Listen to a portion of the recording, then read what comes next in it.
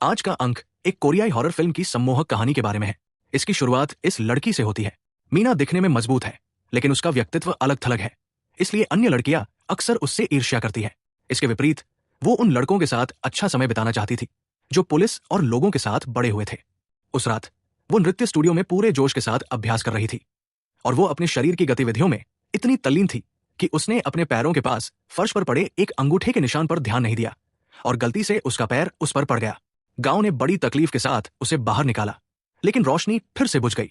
पहले तो उसने सोचा कि ये उसके साथ मजाक किया जा रहा है, इसलिए वो अंधेरे में बाहर निकलने का रास्ता ढूंढते हुए उनसे लाइट चालू करने के लिए चिल्लाया। लेकिन जब वो टटोल रहा था तो उसने एक मोटे गाते हुए पक्षी को छू लिया। घूरा। यद्यपि लाइटें जल रही थी, फिर भी भांग का मुखौटा पहने हुए व्यक्ति ने अचानक अपना गला घोंट लिया। मीना सांस नहीं ले पा रही थी, लेकिन वो शीशे में खुद का गला घोंट रही थी और डांस स्टूडियो में कोई भी व्यक्ति किसी भी हालत में नहीं था। इससे भी अधिक अजीब बात यह है कि अगले कुछ दिनों में उसे हमेशा यह सपना आता रहा कि वो बोरी सिर वाला आदमी उसे मारने आया है। इसलिए मीना को अपने अच्छे भाई से मदद मांगनी पड़ी।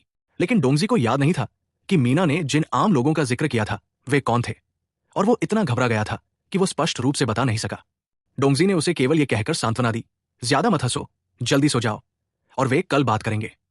अगले दिन वो स्कूल के पूर्वी भाग में पहुंचे और मीना को फोन करने की कोशिश की, लेकिन कॉल नहीं लगी। ये अजीब था और उसे लग रहा था कि कुछ गड़बड़ है, इसलिए उसने उसे बार बार पुकारा और मीना के छात्रावास भवन की ओर चल दिया। मैं नीचे जाने के लिए बहुत आलसी था और मैंने बस जोर से दरवाजा खटखटाया। दुर्भाग्यवश वो बल को अच्छी तरह से नियंत्रित नहीं कर सका और वहीं मुंह के बल गिरकर उसकी मृत्यु हो गई। डोंगजी को समझ में नहीं आ रहा था कि जो व्यक्ति कुछ दिन पहले तक ठीक था, उसने बिना किसी चेतावनी के आत्महत्या क्यों कर ली। लेकिन अब सबसे जरूरी काम यह था कि उसके साथ पले बढ़े अन्य भाइयों को यह बुरी खबर बताई जाए। इसलिए डोंगजी ने पहले अर्जुन को फोन किया, लेकिन उसे उम्मीद नहीं थी कि यह असंभव होगा, क्योंकि मीना उस समय अर्जुन के ठीक बगल में थी। मेरा मतलब है, पिछली बार जब मैंने यह सुना था तो डोंगजी ऐसा नहीं लग रहा था कि वो खुद से झूठ बोल रहा था। अर्जुन क्रोधित हुए बिना न रह सका। वो धीरे धीरे उसके पास गया और देखा कि वो गांठदार था और ऐसा लग रहा था कि वो किसी चीज को छू रहा है। अर्जुन ने पास जाकर देखा कि हाँ, उसने वास्तव में अपनी आंखें निकाल ली थी। दक्षिण कोरिया से पाक जी मां निश्चित रूप से। दृश्य बदल गया और फोन फिर बज उठा और समय रेखा उस समय पर पहुंच गई जब डोंगजी ने उसे फोन किया था। उसी समय पिछले एक बहुत जरूरी मीना का भूत गायब हो गया। दोनों की मुलाकात के बाद उसने डोंगजी को इस अजीब अनुभव के बारे में बताया, लेकिन अर्जुन ने भी मीना द्वारा बताई गई प्रतिष्ठा को नहीं पहचाना, इसलिए मामला फिलहाल अनसुलझा रह गया। कुछ समय बाद द्वीपवासी को डोंगजी मिला जो छात्र प्रतिनिधि था और उसे उम्मीद थी कि वो नए स्थानांतरित छात्र की देखभाल में मदद करेगा। जियाओ हाओ एक विशेष परिस्थिति वाला लड़का है। स्मृतिलोप के कारण उन्हें हर सप्ताह सम्मोहन उपचार लेना पड़ता है। जब वे पहली बार मिले तो डोंगजी को हमेशा ऐसा लगा कि उसने जियाओ हाओ को कहीं देखा है, लेकिन जब वे पहली बार मिले थे तो अन्य लोगों की निजी गोपनीयता में बहुत अधिक ताकझांक करना उचित नहीं था, इसलिए वो पहले केवल सम्मोहन उपचार के लिए उसके साथ जा सकता था। प्रोफेसर कुई के कमरे में डोंगजी को सम्मोहन की कई दिलचस्प चीजें मिली। ये देखकर कि वो इस क्षेत्र के बारे में बहुत उत्सुक था, प्रोफेसर ने समझाया कि सम्मोहन उतना रोमांचक नहीं है। ये शरीर की रक्षात्मक चेतना को दरकिनार कर मस्तिष्क में गहरे रहस्यों को खोदने में सहायता करता है, क्योंकि लोग हमेशा अपने अभ्यस्त मन को वो सब कुछ भूलने के लिए प्रेरित और मजबूर करते हैं जो उनके लिए अच्छा नहीं है। इसलिए व्यक्तिपरक चेतना संपूर्ण सत्य के समतुल्य नहीं है। अपनी बात समाप्त करने के बाद उन्होंने डोंगजी को सम्मोहन का प्रयास करने के लिए गर्मजोशी से आमंत्रित किया। शायद उसे याद हो कि मीना ने जिस प्रसिद्ध व्यक्ति का उल्लेख किया था वो कौन था। हाँ, उन्होंने इसे श्मिट को नहीं दिया, इसलिए प्रोफेसर कुई के मार्गदर्शन में उन्होंने धीरे धीरे अपने शरीर को आराम दिया। लहरों की अलौकिक और तीखी ध्वनि के साथ डोंगजी ने तुरंत अपने सिर के ऊपर छत से खून का एक हल्का सा निशान रिसता हुआ पाया जो उसकी आंखों में टपक रहा था, और उसकी चेतना तुरंत एक गहरे सम्मोहन में प्रवेश कर गई। इस सुईनुमा आंख में उसने खुद को एक अपरिचित आंगन में पाया जिसके दरवाजे पर 2 शब्द लिखे थे। जियून ने अपनी यादों में खोकर घोड़े के सिर पर जो आवरण पहना था उसे भी देखा। पास में ही एक आदमी भी एक लड़की को दुला रहा था। उसने उसकी हरकतें देख ली और डर के मारे पीछे मुड़कर भाग गई। अप्रत्याशित रूप से उसने अगले कमरे में सिर पर बोरे रखे और भी लोगों को पाया। उन सभी ने उनमें से एक की ओर इशारा किया और बोरी खोली। अप्रत्याशित रूप से बोरी के नीचे वाला व्यक्ति स्वयं डोंगजी था। प्रोफेसर कुई ने डोंगची मीना को बताया कि उनकी मृत्यु से पहले उन्होंने यहां सम्मोहन उपचार प्राप्त किया था, क्योंकि वो हमेशा कहा करती थी कि वो एक ऐसे व्यक्ति का सपना देखती है जिसके सिर पर एक बोरी है। अजीब बात यह है कि बाद में डोंगजी ने अर्जुन को इस बारे में बताया, लेकिन अजीब बात यह थी कि अर्जुन ने कभी सम्मोहन प्राप्त नहीं किया था। लेकिन कुछ समय पहले ही उसने सड़क पर एक व्यक्ति को अपने सिर पर बोरी रखे हुए देखा था। चीजें और अधिक उलझती गई और आर्टिस्ट स्कूल में लगभग पुनः हत्या की नौबत आ गई। इस बार पीड़ित भी जियाओ हाओ था, जो सम्मोहन उपचार प्राप्त कर रहा था। कक्षा के दौरान उन्होंने अपना सौभाग्य से पास में ही मौजूद एक सहपाठी महिला ने समय रहते उसे ढूंढ लिया और शिमाहारा ने शियाओहाओ को अस्पताल भेजने के लिए एम्बुलेंस बुलाई। हालांकि किसी को उम्मीद नहीं थी कि उस रात अस्पताल में उनकी मृत्यु हो जाएगी। इसके बाद शिम्बरा डोंग्यू से बात करने गया। उसने कहा, बेटा, मैं असली हूं। डोंग झिसुई इस बात से अनजान था, लेकिन वो अपने दिल में जानता था कि यह सब हाल ही में हुए सम्मोहन से संबंधित था। इसलिए उसने इंटरनेट पर खोज की और भ्रम में जियुन शब्द देखा। सचमुच उन्हें जियुन नामक एक चर्च के परिचय में अपनी एक तस्वीर मिल गई। मीना, अजुन, शियाओ वेई और उनके साथ बड़े हुए कई अन्य लोग सभी फोटो में। लेकिन अजीब बात यह है कि उन्हें फोटो में अन्य बच्चों की कोई छाप नहीं दिखती। यदि आप कहते हैं कि कोई व्यक्ति इसे याद नहीं कर सकता, तो इसका कारण यह है कि उसकी याददाश्त खराब है। लेकिन अगर ये 3 लोग इसे याद नहीं रख सकते, तो क्या यह अजीब बात नहीं है? दोनों ने यह जानने के लिए जियुन चर्च जाने का निर्णय लिया कि क्या हो रहा है। हालांकि जब वे वहां पहुंचे तो उन्हें बताया गया कि यह कोई चर्च नहीं बल्कि चर्च जैसा अस्पताल है, जो समस्याग्रस्त बच्चों को भर्ती कर उनका इलाज करने में माहिर है। हालांकि चाची के अनुसार यह जगह 10 साल पहले छोड़ दी गई थी। हालांकि जब वे दरवाजे पर पहुंचे तो डोंगजी और अजुन को अभी भी याद नहीं था कि वे पहले भी यहां आ चुके थे। दरवाजा बंद था, लेकिन उसे बंद नहीं किया जा सका। दोनों सत्य का पता लगाने के लिए कृत संकल्प थे। उन्होंने काफी देर तक खोज की, लेकिन कुछ नहीं मिला।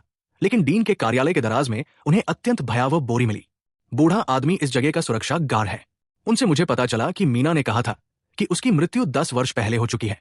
उस समय इस अस्पताल को कुछ समस्याग्रस्त किशोरों को भर्ती करना था, जिनके बारे में कहा जाता था कि वे अवज्ञाकारी हैं और उन्हें डीन द्वारा तहखाने में बंद कर दिया जाता था। डीन द्वारा कई लड़कियों के साथ दुर्व्यवहार किया गया था। बाद में एक दिन अस्पताल में अचानक आग लग गई और तहखाने में बंद शेंगमिंग जलकर मर गई। इस घटना से उस समय लोगों और देवताओं में आक्रोश फैल गया और डीन ने अपने पापों के लिए आत्महत्या करने का निर्णय लिया।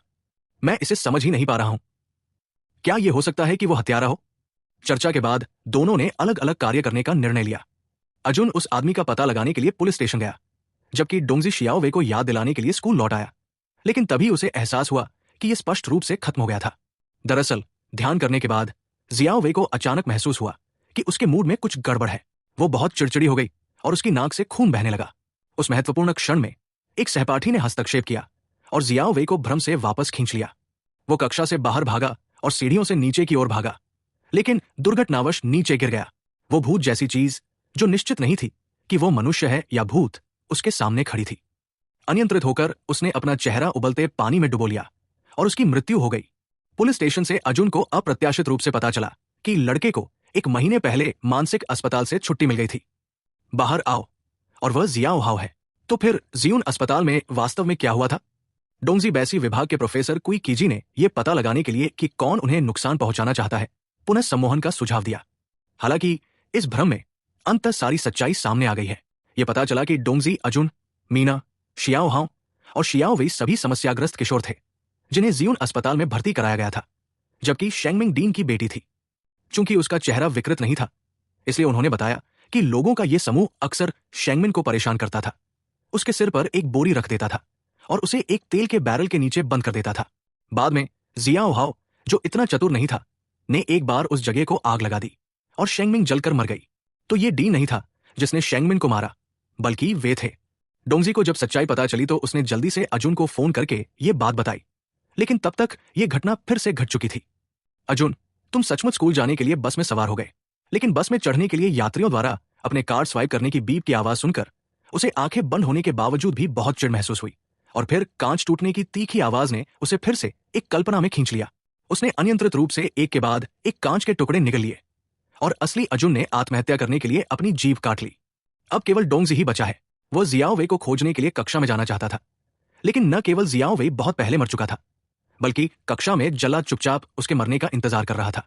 पता चला कि वो शेंगमिंग की मां थी, जो डीन की पत्नी थी। उन्होंने सोचा कि उनकी बेटी की मौत महज एक दुर्घटना थी, लेकिन उन्होंने ये उम्मीद नहीं की थी कि पुलिस स्टेशन में उन्होंने सारा दोष डीन पर डाल दिया, ये कहते हुए कि वो बच्चों के साथ दुर्व्यवहार करता था, जिसके कारण डीन अपना बचाव करने में असमर्थ हो गया और उसने आत्महत्या करने का विकल्प चुना। उस समय उन्हें मामले की पूरी जानकारी नहीं थी। 1 महीने पहले ही वो मानसिक अस्पताल से जियाओ हाओ के संपर्क में आया और सम्मोहन से गुजरा। तब उसे अपनी बेटी शेंगमिंग की मौत का असली कारण उसकी याददाश्त से पता चला। इसलिए उसने एक एक करके अपनी महत्वाकांक्षाओं का पीछा करना शुरू कर दिया। संपर्क की अवधि के दौरान उन्हें हर दिन इसका उत्पादन करने के लिए सम्मोहन का उपयोग करें। अंततः वो इसे और सहन नहीं कर सका और गिरकर आत्महत्या कर ली। डोंगजी ने कहा कि उसने झूठ बोला क्योंकि वो उस समय डर गया था और उसने कभी नहीं सोचा था कि वह 2 लोगों की हत्या कर देगा। लेकिन चाहे कुछ भी हो, सच्चाई कभी नहीं बदलेगी। शिमाहारा ने कुछ नहीं कहा, बस एक तरफ मुड़ गया और डोंगजी अनियंत्रित रूप से तेल के बैरल में चला गया, हमेशा के लिए जीवन के साथ। किसी को उम्मीद नहीं थी कि कहानी में कोई आश्चर्यजनक मोड़ आएगा।